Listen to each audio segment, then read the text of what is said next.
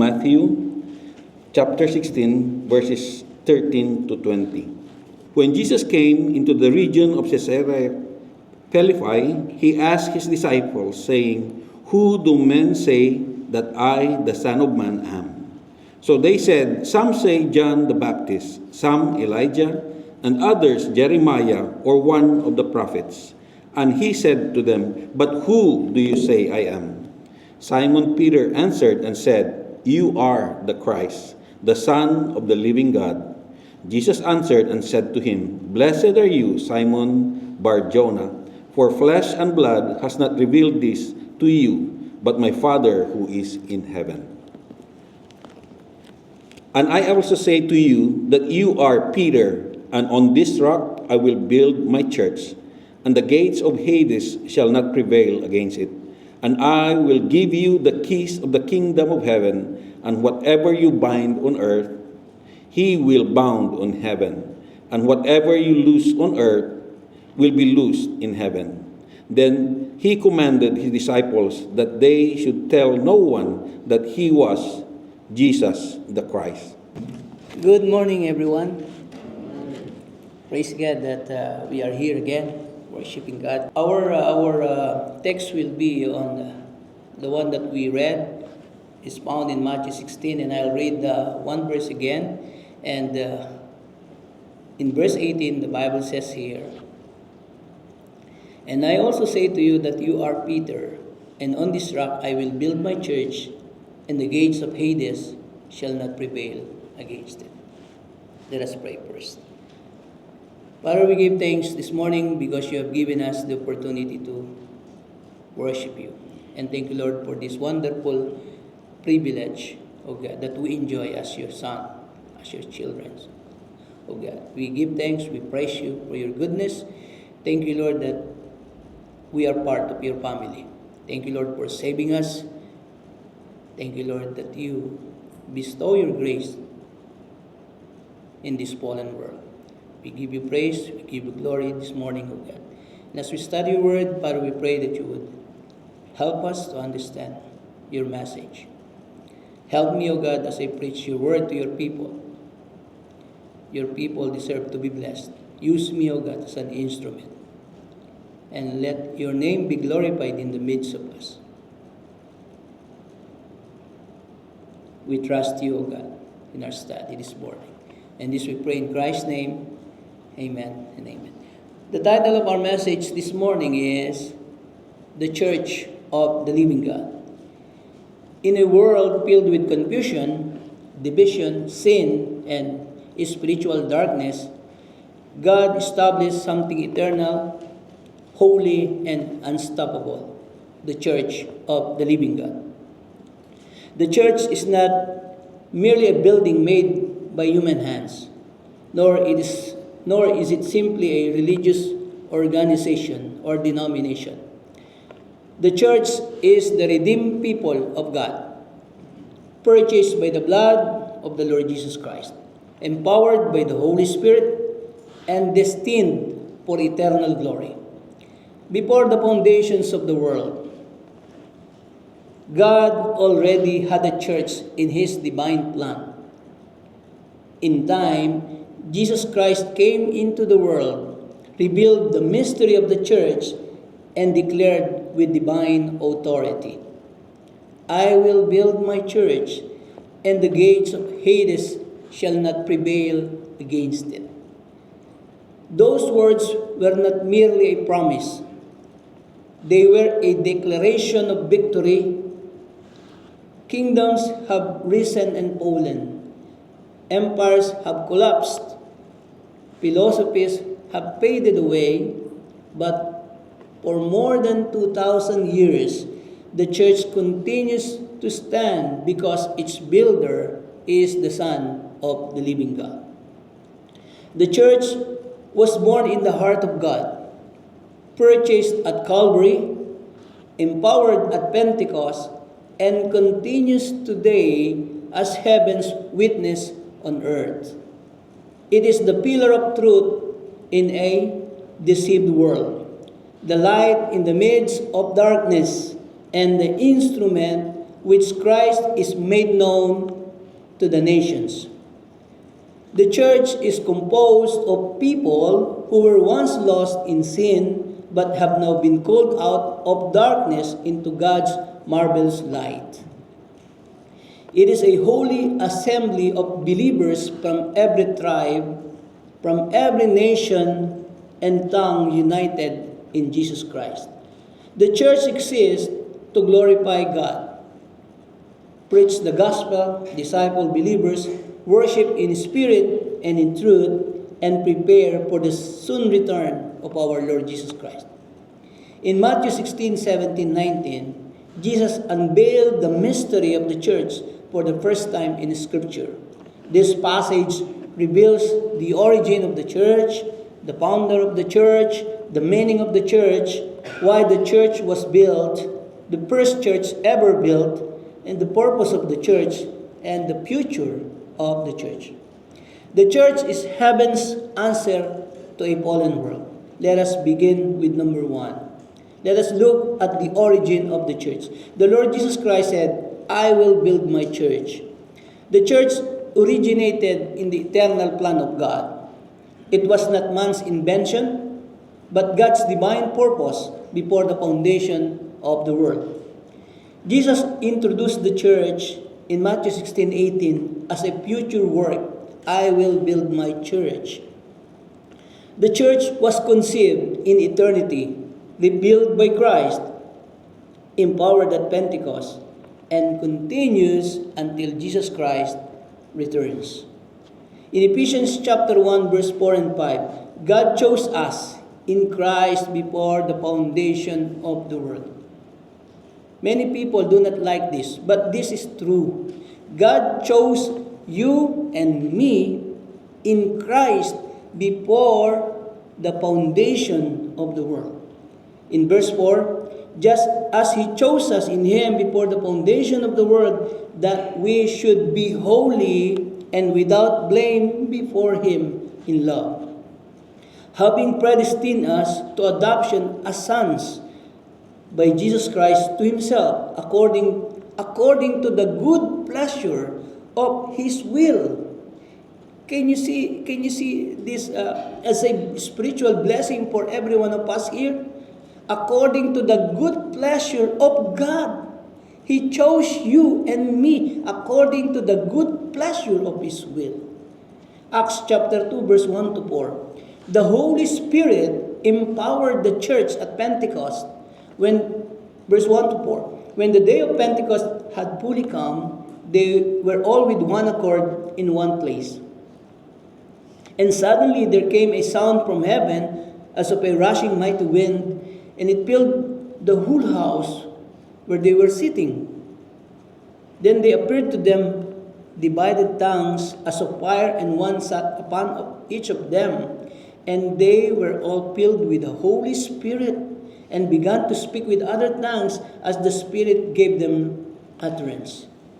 In Ephesians chapter 3, verse 9 to 11, the church was according to God's eternal purpose. Verse 9, and to make all see, what is the fellowship of the mystery, which from the beginning of the ages has been hidden in God, who created all things through Jesus Christ, to the intent that no manifold wisdom of God might be known by the church of the principalities and power in the heavenly places, according to the eternal purpose. According to the eternal purpose which He accomplished in Jesus Christ our Lord. That's the origin of the church, my brothers and sisters. The church did not begin with Constantine. The church did not begin with denominations or church councils. It began in the heart of God and was revealed through Jesus Christ. Pentecost was not the invention of the church, but the inauguration of the church ministry on earth. Next is, let us look at the founder of the church. The founder of the church is Jesus Christ alone, not Peter, not the apostle. Jesus Christ alone. Matthew 16:18 reads again, "And I also say to you that you are Peter, and on this rock, and that rock is Jesus Christ, I will build my church, and the gates of Hades shall not prevail against it." The church belongs to Christ because Christ Himself founded it, purchased it by His own blood, and sustains it. And sustains, meaning this church will not stop. This church started 1960s, but until now. And this will, kahit mamatay na tayong lahat, this church will still continue until the Lord Jesus Christ returns. Because Jesus Christ is the founder of this church. Di ba napakagandang malaman na that the founder of our church is not us. The founder of the church is the Lord Jesus Christ, and He purchased it by His own blood.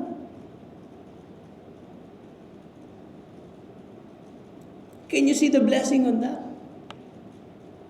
It's a real blessing actually. That's why the church is important. Because His blood, He used His blood to purchase this church.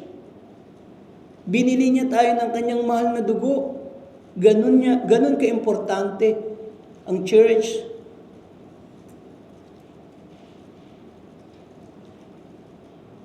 Peter was not the foundation. Jesus Christ Himself is the rock upon which the church stands. 1 Corinthians 3:11, "For no other foundation can anyone lay than which is laid, which is Jesus Christ." Ephesians 2:20, "Having been built on the foundation of the apostles and prophets, Jesus Christ Himself being the chief cornerstone." And in Acts 4:12, "Nor is there salvation in any other, for there is no other name under heaven given among men by which we must be saved." The Savior of the church is Jesus Christ alone. He is the founder of the church, and He is the Redeemer or the Savior of the church. Religions are founded by men, but the church was founded by the Son of God. Again, empires rise and fall, but Christ continues building His church. Nagpapatuloy ang church. The church survives because its builder is eternal. Let us go now to the next. Let us look at the meaning of the church. The meaning of the church is from the Greek word or Koine Greek, ecclesia, meaning the called out assembly. In 1 Peter chapter 2 verse 9 reads, "But you are a chosen generation, a royal priesthood, a holy nation, His own special people, but you may proclaim the praises of Him who called you out of darkness into His marvelous light." In Romans 8:30, "Moreover, whom He predestined, this He also called. Whom He called, this He also justified. And whom He justified, this He also glorified." The church is called out from darkness into God's marvelous light. The church is called out of the world. The church called into fellowship with Jesus Christ. The church is called for holiness and mission. In Hebrews chapter 12, verse 23, "To the general assembly and church of the firstborn who are registered in heaven, to God the judge of all, to the spirits of just men made perfect." In Hebrew concept, kahal, meaning assembly of or congregation of God's people. Congregation of God's people? Hindi ba napakaganda ho nun? I am a simple man. We are not a Hollywood actor or actresses. But the Bible says we are called as congregation of God's people. Isn't it good to know? You are part of the congregation of God's people. That's why your name is written in heaven, is written in the book of life.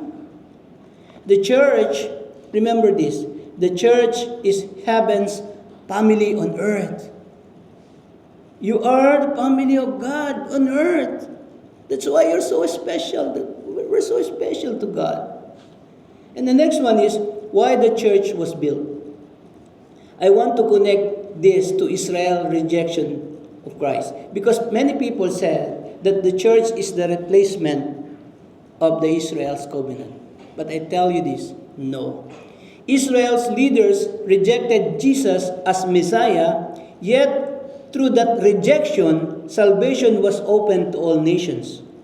The church became the spiritual body through which God would proclaim the gospel worldwide. In John 1:11, he came to his own, and his own did not receive him, that Israel. Israel's rejection did not cancel God's plan. Instead, God extended grace to the world through Christ. That's why the church is not an accident. It is part of God's redemptive purpose. Yet God still has promises for Israel, and His covenant faithfulness remains. Israel and church are distinct. As John MacArthur teaches, that Israel, or ethnic or national descendants of Abraham with covenant promises. But the church, the spiritual body of Christ, composed of Jews and Gentiles, and we are Gentiles actually, who believe in our Lord Jesus Christ. The church does not cancel God's covenant with Israel. In Romans 11:1-2, I say then, has God cast away His people? Paul said, certainly not, for I also am an Israelite of the seed of Abraham, of the tribe of Benjamin. God has not cast away His people whom He foreknew. Or do you not know that the scripture says of Elijah, how he pleads with God against Israel, saying, here, MacArthur emphasizes that if God abandoned Israel, then God's covenant promises could not be trusted. But God is faithful to His unconditional promises to Abraham, to Isaac, to Jacob, and David. Israel's rejection was temporary. MacArthur teaches also that Israel was temporarily set aside because of unbelief, but not permanently rejected. Romans 11:11, I say then, have they stumbled that they should fall? Certainly not. But through their fall, to provoke them to jealousy, salvation has come to the Gentiles. In verse 25, for I do not desire, brethren, that you should be ignorant of this mystery, lest you should be wise in your own opinion, that blindness in part has happened to Israel until the fullness of the Gentile has come in. Those who are called, if the numbers were complete, then Israel will believe in the Lord Jesus Christ. In verse 26, and so all Israel will be saved, as it is written, the deliverer will come out of Zion, and he will turn away ungodliness from Jacob. You know, that's why salvation, yung kaligtasan po, decided in heaven, not in this world. Can you see that? The mystery of the plan of God. Israel rejected Christ, but He started the church. And when the church completed the number, Israel will be converted again. Who did that? The sovereign God. That's why there is a word called, you are chosen before the foundation of the world. You are chosen, my brothers and sisters. The reason why we are here, because God chose you. It's not with our own effort, not by my decision that I'm speaking here this morning. It is God's design from the very beginning. That's the mystery of the church, my brothers and sisters. MacArthur added also, Israel rejected Messiah nationally. God opened salvation to the Gentile through the church. In the future, Israel will experience national repentance and restoration. Let us look now the first church ever built, and that is the church at Jerusalem.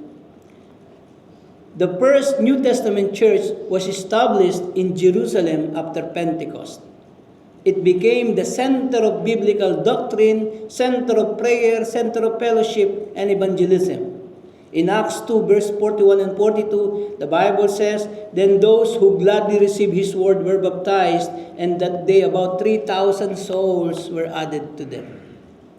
And they continued steadfastly in apostles' doctrine and fellowship, in the breaking of bread and in prayers.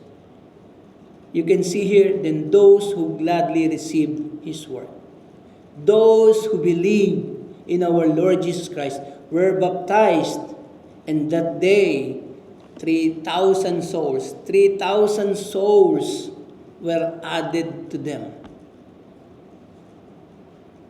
In verse 46 to 47, and so continuing daily with one accord in the temple and breaking bread from house to house, they ate their food with gladness and simplicity of heart, praising God and having favor with all the people. And the Lord added to the church daily who were being saved. Idinadagdag ng Panginoon. Here we can see na ang Diyos ang nagdadagdag. It's not us who added people in the church. It's God. He is the one added people in the church. That's why we need to pray, Lord, add more people in our church. And this is our prayer. Because the Lord knows who will believe in this place. The Lord already knew that. And what we're going to do is to pray, Lord, maaari po pa those people who want you na maligtas sila, bring them to us. That's our prayer. That's our prayer. Acts 5:14, and believers were increasingly added to the Lord, multitudes of both men and women. You know, the early church was powerful. The first church ever built was powerful. Why? Because they preached the word boldly. They preached the word boldly. Hindi sila nahihiya. Hindi sila nahihiya. They are so bold in sharing the word of God to the people. Another thing that we can see from them is they prayed fervently. They prayed together. That's why we are encouraging everyone to please pray more. Another thing is they lived in harmony and unity. They lived in harmony and unity. Kagaya po, like what we are doing. Our churches, we are so attached to each other. And that's good sign. That's a character trait of a true believers. They live in harmony and unity. And one day, I tell you, my brothers and sisters, I'll tell you, if we will do the same, the Lord will add more people in our church. Another thing is they depended on the power of the Holy Spirit, not on their wisdom, not on their power, but by the power of the Holy Spirit.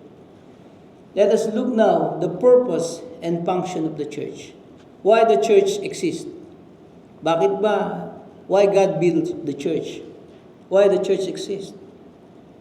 Because many people think, I can go to God, I can worship God even in my house, I can worship God alone. Tama po ba yun? Is it correct? No, it is not correct. Because the church is here. And the reason why God built the church is this. Why the church exists, number one, is to glorify God. In Ephesians 3:20-21, now to Him who is able to do exceedingly abundantly above all that we ask or think, according to the power that works in us, to Him be glory in the church by Christ Jesus to all generations, forever and ever. Amen. To glorify God. The reason why we are here is to glorify God, to praise Him, to lift His name on high. That's our goal. Because yun ang dahilan why we are here, why the Lord built His church, is to glorify Him for His glory. Soli Deo Gloria. Glory belongs to God alone. In 1 Corinthians 10:31, therefore whether you eat or drink or whatever you do all to the glory of God. When you are studying, when you are working, whatever you do, do it all to the glory of God. That's our objective.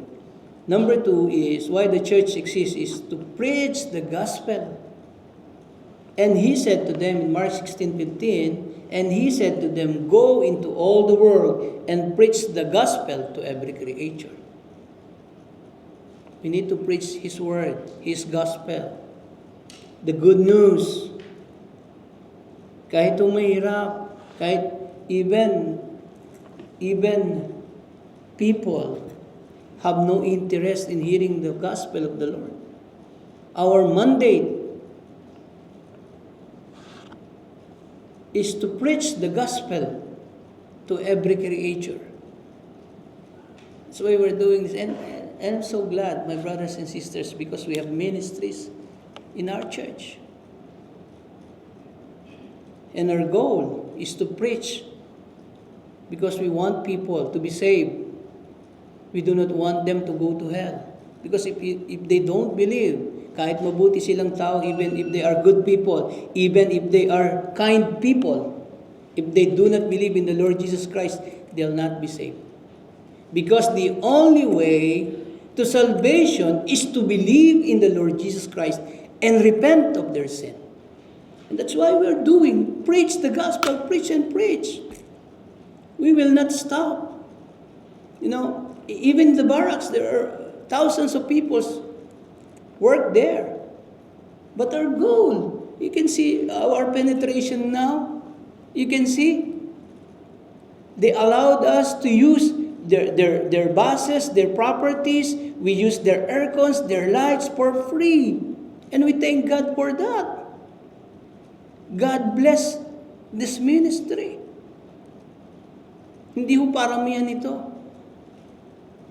It's not the number, but how we respond is more important. How we respond to the call of God to preach the gospel. Go into all the world, He said.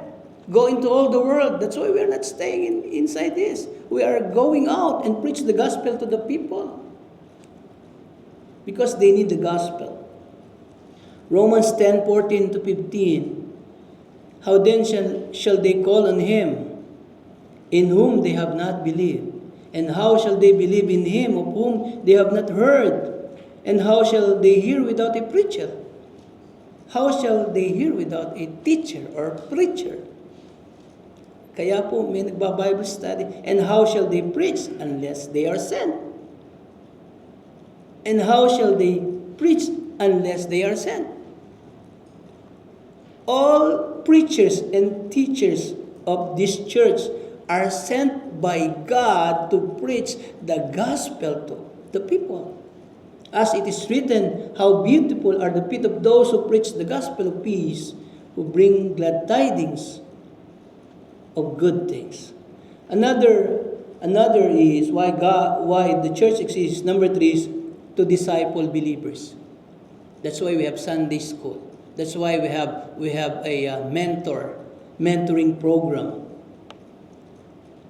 In Matthew 28:19 to 20, go therefore and make disciples of all the nations. Go therefore and make disciples. Meaning, we need to take care of those people. We need to make a disciple of all the nation, baptizing them in the name of the Father, and of the Son, and of the Holy Spirit. That's why when we were baptized in the name of the Father, the Son, and the Holy Spirit. Teaching them to observe all things. That's disciple. Teaching them to observe all things. We will make it sure that those who were converted will be someday, will be sent also like you and me. That's discipleship. Teaching them to observe all things that I have commanded you, in law I am with you always, even to the end of the age. Amen. Colossians 1:28. Him we preach, warning every man and teaching every man in all wisdom, that we may present every man perfect. That's our goal. That we may present every man, every converted people. That we may present them perfect in Christ Jesus. That's our mandate. That's our goal. That's our objective. To be Christ-like.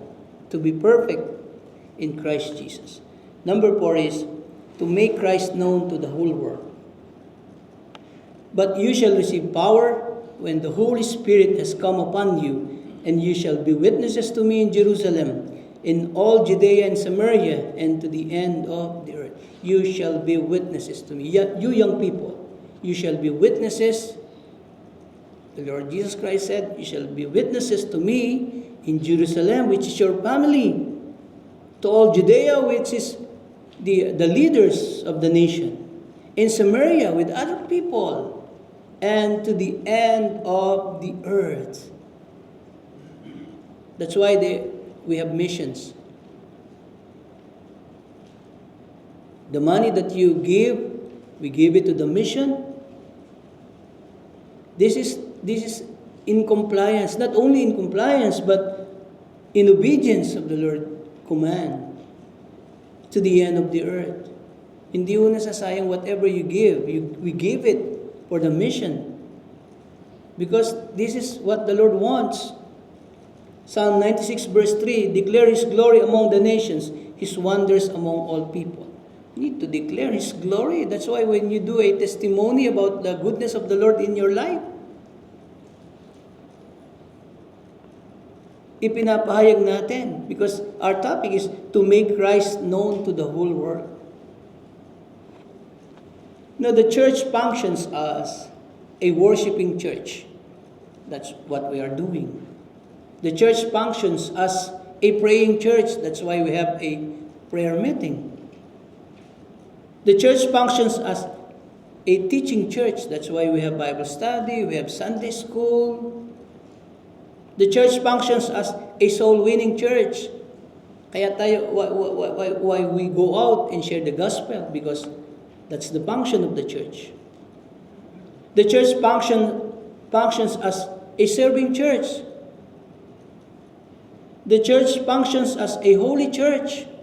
Banal po tayo, a holy church. That's why we need to be more serious about our Christian life. That's why we encourage everyone to please read the Bible, because it makes you holy. Your word is truth. The Bible says, sanctify them by your truth. Thy word is truth, the Lord Jesus Christ said. The church is not called to entertain the world. Kaya wala tayong gimmick dito. We do not have gimmick in our pulpit. We do not have gimmicks. The church is not called to entertain the world. The church is called to transform the world through Christ. Ito ho yung gusto natin. to transform the world, to convert the world through Christ. Para sila magsisi sa kanilang mga kasalanan. That's the function of the church. We go now to the last one. What will be the future of the church? What will be the future of the church? In verse 18, Matthew 16:18, and I also say to you that you are Peter, and on this rock I will build my church, and the gates of Hades shall not prevail against it. Number one is, here is the future of the church. Listen, the church will be raptured to meet Christ.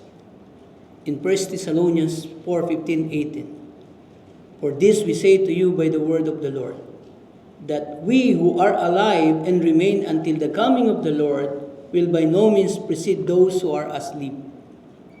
For the Lord himself will descend from heaven with a shout, with the voice of our archangel, and with the trumpet of God, and the dead in Christ will rise first. Then we who are alive and remain shall be caught up together with them in the clouds to meet the Lord in the air, and thus we shall always be with the Lord. Therefore, comfort one another with these words. The church will be raptured to meet Christ. Kukunin tayo. Kukunin. Bakit? Hindi tayo taga rito. This world is not our final destiny. Our final destiny is heaven with the Lord. The Lord himself will descend from heaven with a shout. And he will get all of us who believe in the Lord Jesus Christ. That's our future, my brothers and sisters. Kukunin tayo ng Panginoon. Make it sure. May I ask you this? If this thing happened, are you ready? Do you think you are part of the rapture of the Lord Jesus Christ? Of the rapture of the church, I mean. Do you think you were the one? The Bible says, if you will believe in the Lord Jesus Christ, you will be saved. You will be saved. Second is, the church will be present as glorious, holy, and without blemish. In Ephesians 5:25b-27, just as Christ also loved the church and gave himself for her, that he might sanctify and cleanse her with the washing of water by the word, that he might present her to himself a glorious church, not having spot or wrinkle or any such thing, but that she should be holy and without blemish. My brothers and sisters, you and I, bahagi tayo. We are part of the church. And someday, the Lord will present us as glorious, as holy, and as without blemish. Wala tayong magiging kapintasan, not having spot or wrinkle or any such thing. Isn't it good? That someday we will be perfect. This we call the ultimate sanctification. Magiging ganap na tayo without sin, without blemish, without wrinkle, without spot. That is our future. You don't need to be discouraged when you, pag nakita niyo, bakit kaunti lang kami? Don't worry. Sabi ng Bible, ang papasok sa langit kaunti lang.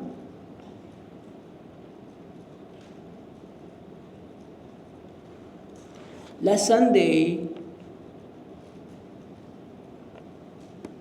we were about to take our dinner in, I forget the name of the restaurant. Then I used the toilet first. And I saw many people. many people inside that place doing the bingo thing. It's Sunday, doing the bingo thing. What? This day belongs to the Lord, and the people were busy with many things, with the pleasure of the world. And someday the Lord Jesus Christ will return. What will be the destinations of those people who do not believe in the Lord Jesus Christ? They will be perished in hell for all eternity. But you and I, someday, the Lord Jesus Christ will present us as glorious, as holy, and without blemish. The last one, the church will be united with Christ. There will be the marriage. We call it the marriage of the Lamb. Revelation 19:7 and 8. Let us be glad and rejoice and give him glory, for the marriage of the Lamb has come, and his wife has made herself ready. And to her it was granted to be arrayed in fine linen, clean and bright, for the fine linen is the righteous acts of the saints. The church will be united with Christ. The church, you and I, is the bride. And who is the bridegroom? The Lord Jesus Christ. The church will be united with Christ.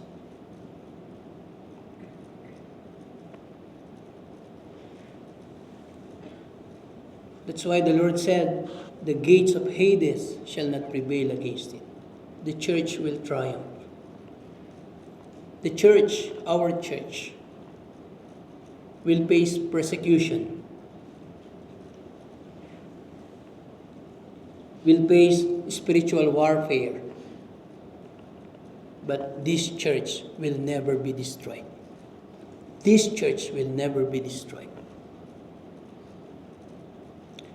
The church may be criticized, may be opposed, persecuted, but this church cannot be defeated. Cannot be defeated. Governments cannot destroy it.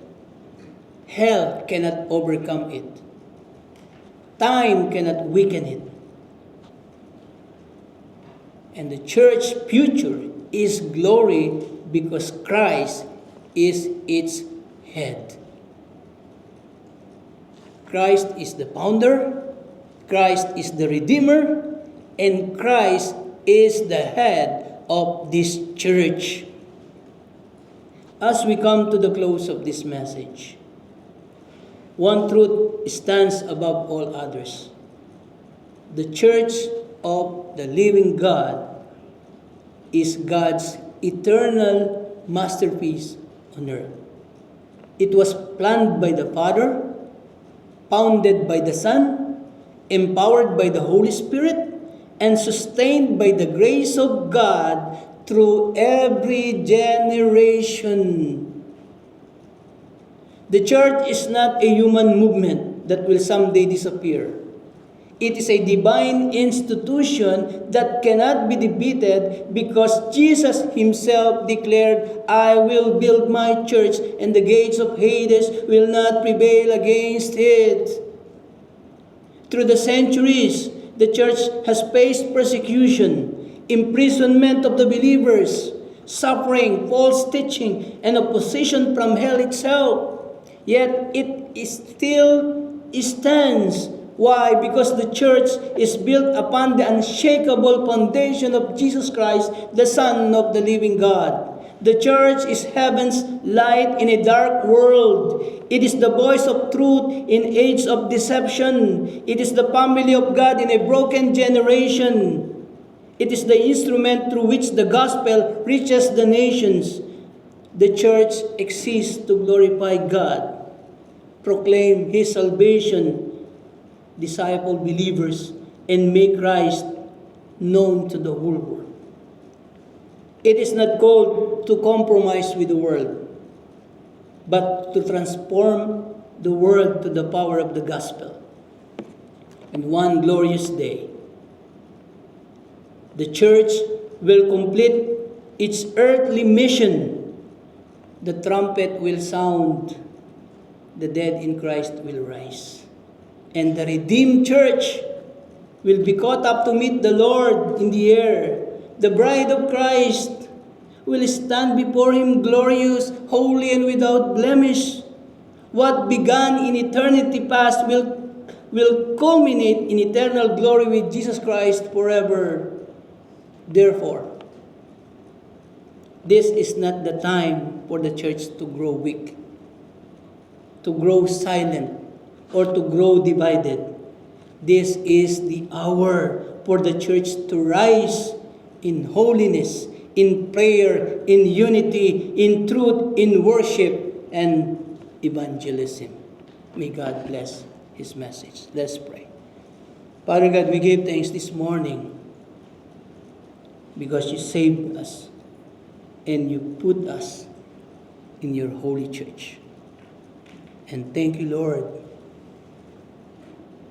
that we are part of Your family. Thank You, Lord, that You chose us to be Your heirs, O God. Thank You, Lord, that this church someday will be united to You. Thank You, Lord, for this spiritual blessing. And thank You, Lord, that You purchased us by Your own blood.